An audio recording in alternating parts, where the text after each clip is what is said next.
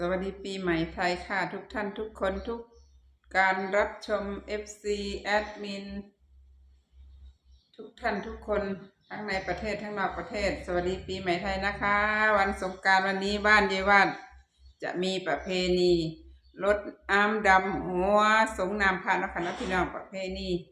ณีของแต่ละบ้านแต่ละจังหวัดนะคะเนาะสิคือกันเบิดนะคะนะพี่น้องเนาะมื้อนี้เยวาดไปรดน้ำดำหัวค่ะพี่น้องไปสงน้ำพระแล้วไปรดน้ำดำหัวผู้สูงอายุเยวาดก็เป็นผู้สูงอายุนะคะเนาะวันนี้จะไปรดน้ำดำหัวผู้สูงอายุกันค่ะไปส่งน้ำพระด้วยนะคะศาลากลางบ้านเป็นจุดร่วมตัวของหมู่บ้านนาซึมนะคะเนาะหมู่บ้านนาซึมจะจัดเดี๋ยวเยวาดจะพาพี่น้องไปชมนะคะเนาะไปส่งน้ำพระแล้วก็รดน้ำดำหัวผู้สูงอายุค่ะพี่น้องทั้งหมู่บ้านค่ะพี่น้องวันนี้สนุกเฮฮากันค่ะพี่น้องมาชมกันค่ะนี่กำลังเตรียมแล้วค่ะเนาะเยวาดพามาชมบรรยากาศด้วยค่ะเด้อเดี๋ยวเยวาดสิเป็นนางแล้วก็สิไม่มีเสียงเยวาดด้วยค่ะเด้อชมบรรยากาศไปด้วยค่ะเด้อพี่น้องเด้อด้วยกายก็ดีด้วยว่าจาก็ดีเป็นนางยุทธวาหาหมองกล้องลงกันค่ะเดี๋ยวได้พี่น้องได้แป๊บนึงค่ะตั้งกล้องรับเข้าไปกันเป็นพิธีสงฆ์นามด้วยเอาครับเนี่ยสงฆ์นามเขาคือเราทำกันเด้อและที่สองไปสงฆ์นามเขาเป็นใจเขาอาจารย์นำกันสงฆ์ไปในวันนี้มาบ้านดีเด้อบ้านครับ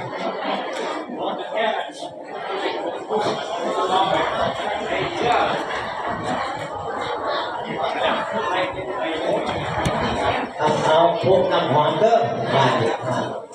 น้ำหอมนี่คือหอมพระเจ้าพี่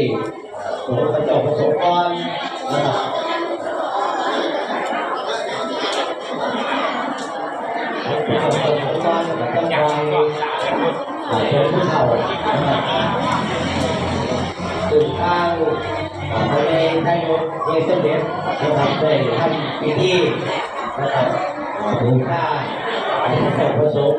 นะครับหรือว่าเด็กคนเพิ่นนะครับวันนี้ทั้งหมด3 ปีนะครับวันนี้แก้มทำเลยเนาะแก้มทำเลยหมู่บ้านถึงที่มาทำนะครับวันนี้3 ปีหมู่บ้านเข้านะครับเลยทุกวันรวมกันถึงพ่อ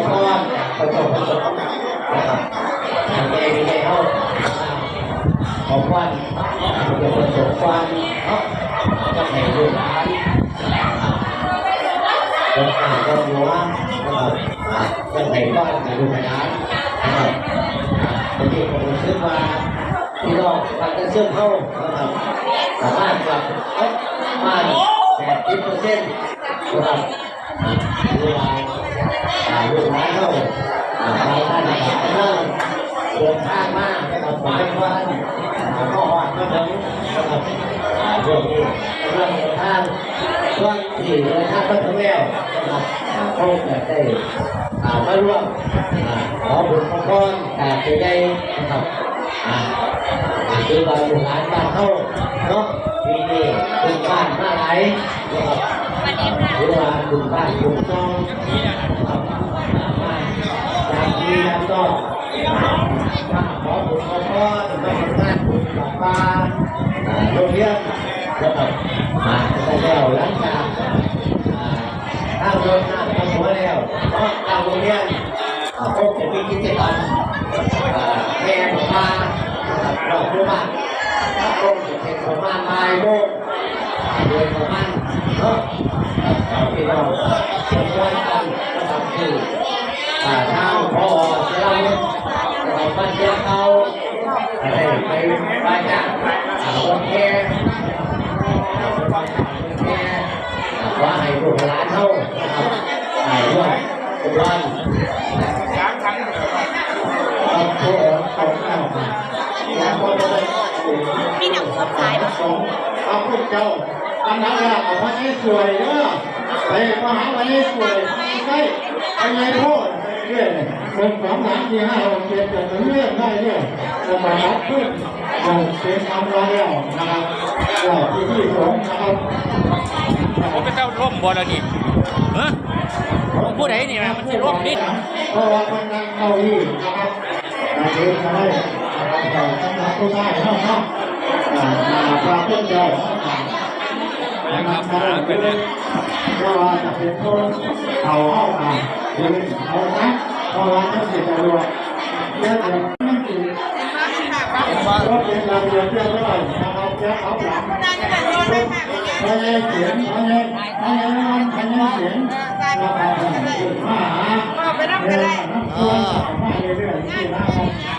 วันนี้รถน้ำดำหัวผู้เฒ่าบ้านนาซึมครับขอขมาผู้เฒ่า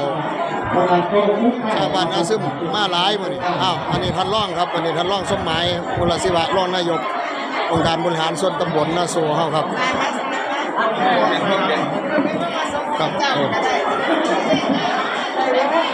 อันนี้โอ้ผู้เฒ่าบ้านเฮามีแต่เสียงามๆเนาะดีนี่เนาะผู้เฒ่าเนาะอายุยืนยาวเด้อผู้เฒ่าเป็นตะผู้เสียงามๆนุ่มขึ้นอยู่ดอกปีนี่พระคุณกับพระคุณเจ้าลูกเอาแถวนั้นทำมาที่วันทำมาเอาหอกเราไปกันมาตัดมาก็ขาแล้วดีสักหัวเราแบบก็จะไม่ต้องเสียทีเดียวนะอ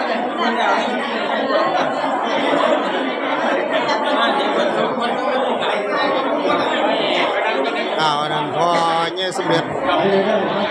ถ้ายกบ้านนาซึมเฮาครับ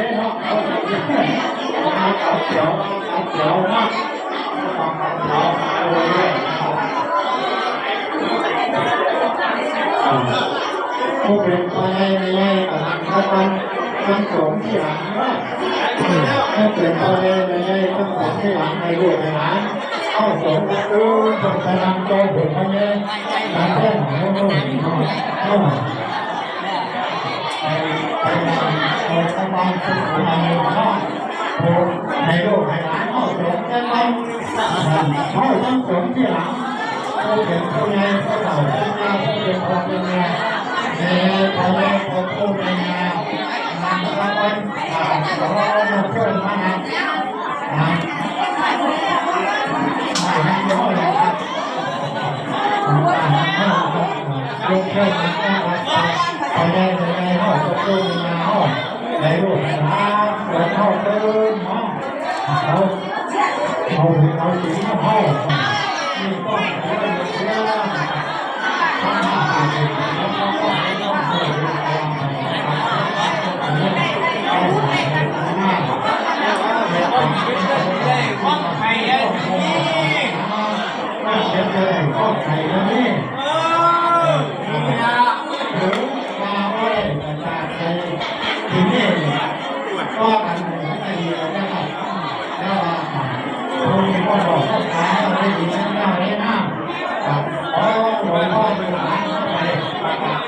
นี่ก็เป็นโอกาสดีว่าปีนึงเข้ากันเลยมากต้องมากถ้าเราก็ทีมงานอานันต์เป็นยังไงเสียสีสดใสทีมงานมาภาพทีมงานลานลาบด้วยเด้อลานลาบเพิ่นระยองก็ได้ตะเกียลานลาบด้วยทีมงานลานลาบระยองทีมงานลานลาบระยองนี่ลูกหลานสาวมีตะพูดีๆเอาหลานสาวไปลาดอกที่ดอกที่ลาไม่ได้ปีนึงแค่1วันรอไปยังไม่ได้ทำอีกแค่1วันเป็นประมาณเป็นที่หลังเลยต้องถามกันมาเป็นคำพูดกันเลยเอาไปทำเลยเพราะจะอยู่รถอยู่สองอย่างต่างกันไปด้วยดีวัน เป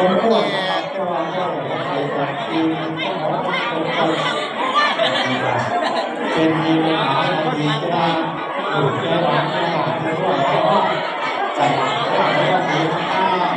โอ้น้ำข้าวข้าวเป็นต้นดีเนาะโอ้น้ำข้าวเป็นต้นดีเนาะ ทีมงานซ้อลาตีเจ้าของ10ล้อครับ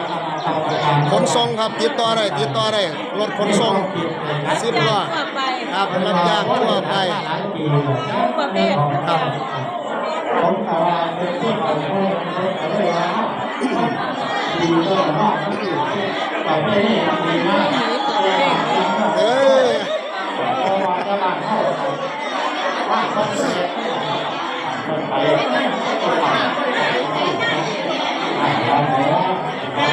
ก็สามารถ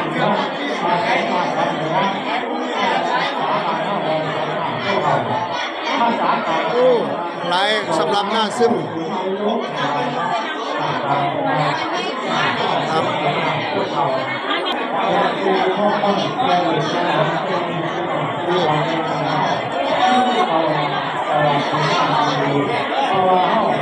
ในร้องยิ้มร้องใจได้ต่างเด้อ ก็นี่ก็สิทธิ์เก่าเลยครับสิทธิ์เก่าเท่าไหร่ก่อน 14ครับผม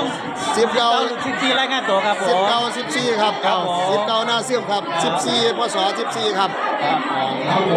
รายงาน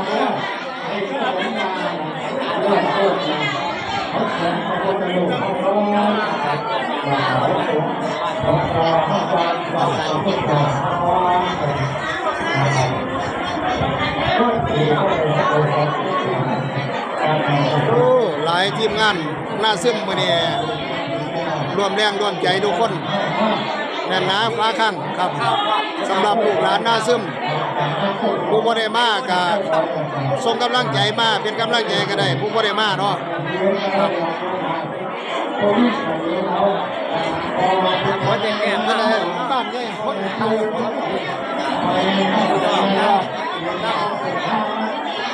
ใส่หรอกเจ้าของไอ้กล้องเพิ่นอยู่ไสเนาะสิขึ้นกล้องไปทางเพิ่นได้บัด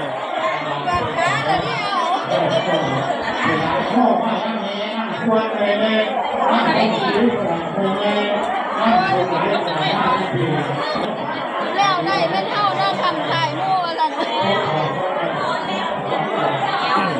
ไม่ต้องเบาไรไม่ไปทุกอย่าง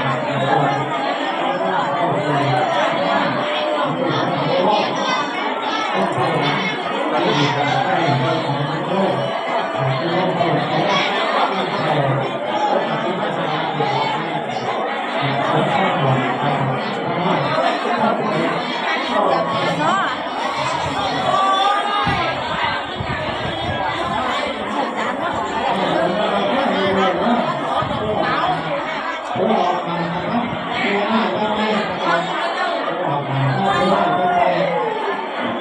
ยังมันเสียงยังเนาะแม่นี่มันต้องเกิดเพลงลำวงเนาะอ่ะแม่นี่ยังบ่เดาก่อนนะ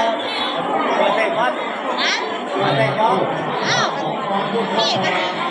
ถูกใจอยู่ถูกมาลังมายี่บ้าน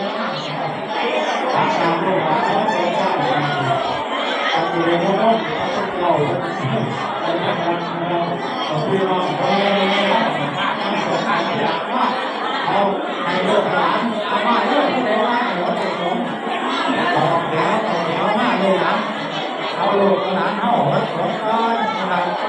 สามใจมันจะได้รู้ว่าเขาเก่าสามใจมันเอาเอามาให้ลูกเข้ามาเอามาขึ้นมาเอานี่เขาเป็นเขาเป็นนี่มากเอามากเขาพอเอาไม่มากหลายต่อไปด้วยเรื่องหาโมกเราเกิดการเพราะว่า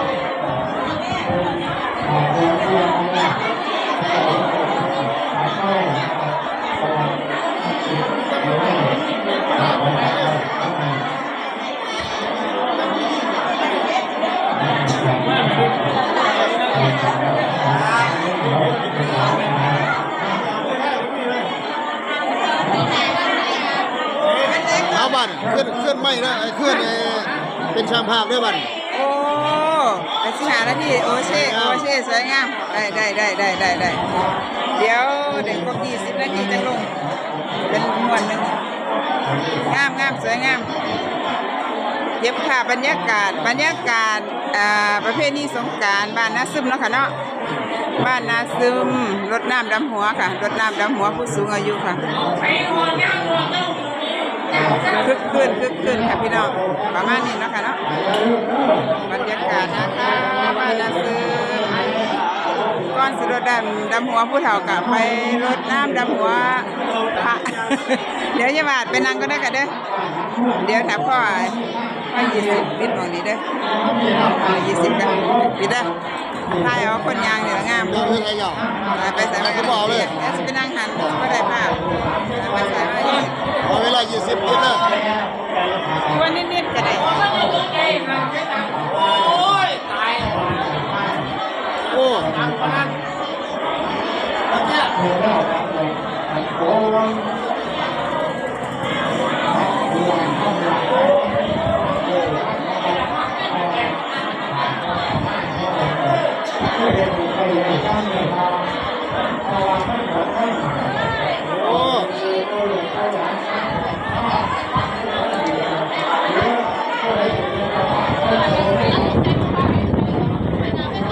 หน้ามานี่หน่อยเด้อ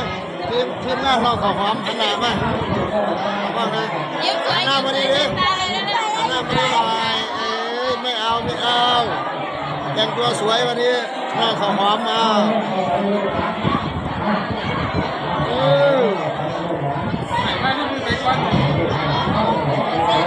โอ้นี่นะหน้าตาคุณบ่นี่เด้อเพียรประจำตำบลเด้อนี่เด้อ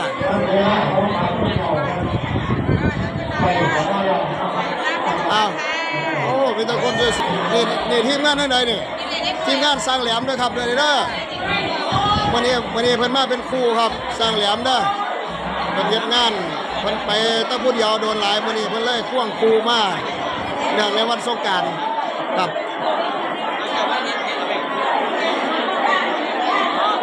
นี่ว่าไปสาวขึ้นไปพร้อมกันนั่งจะหน่อยโทษไม่เป็นไรนั่งก็ยังไปทำกันสิไปอยู่เอาจังกับผมพร้อมนี่นะไปทำกั ใส่ น กวดเท่รวดไปยังเหรอ ใส่กวาดก็ได้ใส่ยืมคู่คนก็ได้ด้วย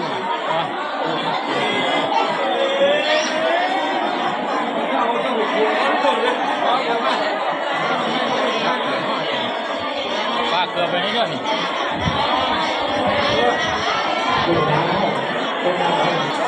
บรรยากาศค่ะพี่น้องภาพบรรยากาศงานสงกรานต์ค่ะสงกรานต์ดูยาเจียมาเจีย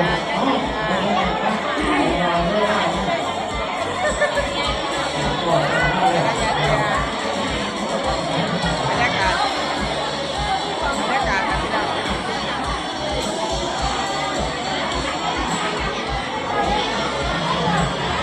ภาพบรรยากาศ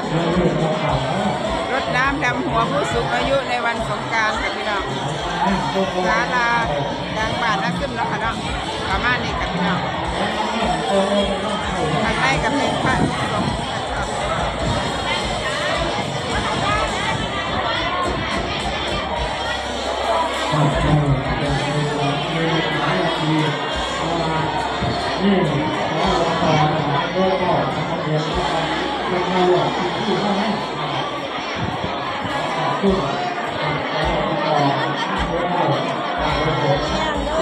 จ้า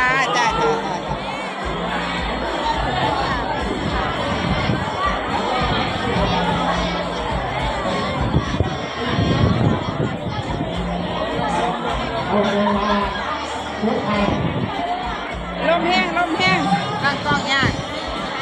มาแล้วไปก็ไม่ได้ยินนะยังเล่นมาใส่ไม่ได้ยินไม่ได้ยินไม่ได้